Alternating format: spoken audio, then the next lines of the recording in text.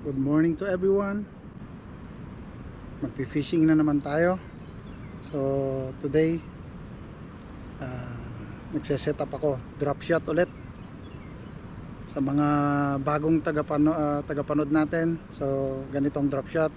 Sa dulo mayroong sinker and then hook.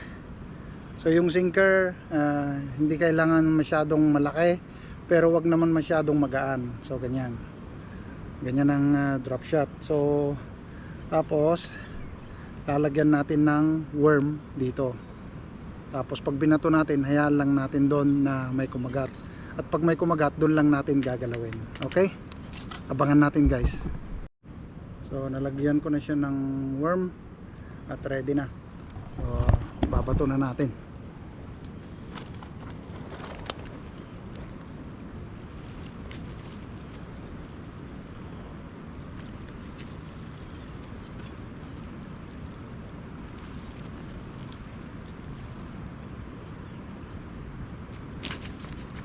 Abangan lang natin na may kumagat.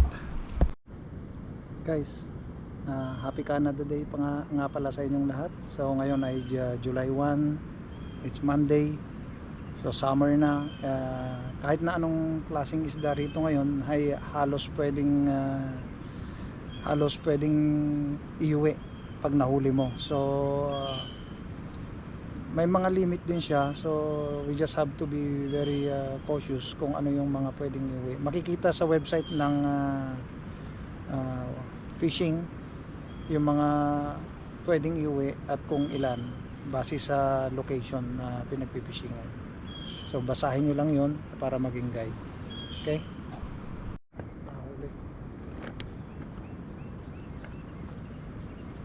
Huli tayo, guys.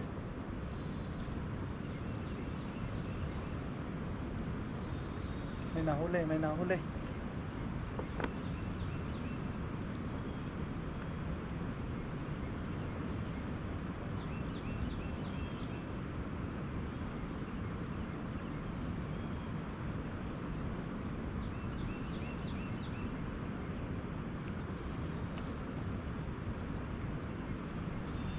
Nahuli tayo.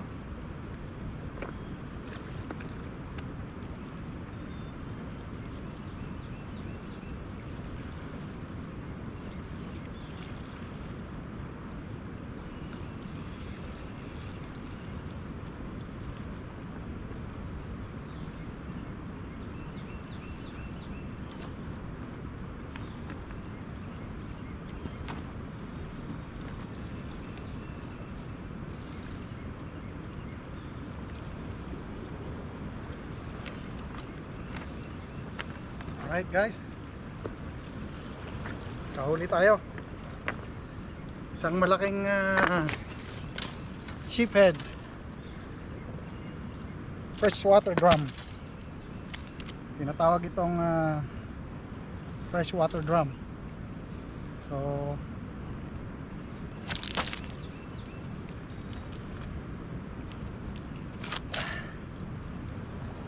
eto, guys, pag nahuli medyo mahirap na siyang makawala kasi matigas ang nguso nito. Yan, kikita nyo, malaki siya, siguro mga 2 kilos ito. Pwedeng iuwi ito, masarap ito. Ipiprito mo muna saka mo isigang. Okay, guys, so ito iuwi natin to. Okay, abangan pa natin kung anong mahuli natin. Guys, habang nagpipishing ako, may nakita din akong deer. Mukhang nandito lang siya.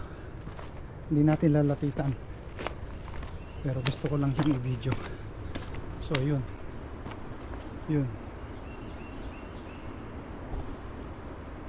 tumakbo na siya.